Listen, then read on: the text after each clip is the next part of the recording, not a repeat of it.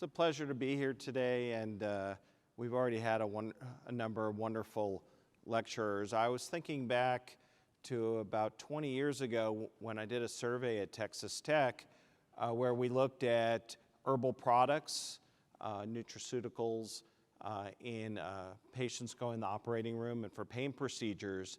And we found in that survey that 1 in 3 people were taking one or more of these products, but 70% of them did not disclose to us at time of pre-op that they were taking them.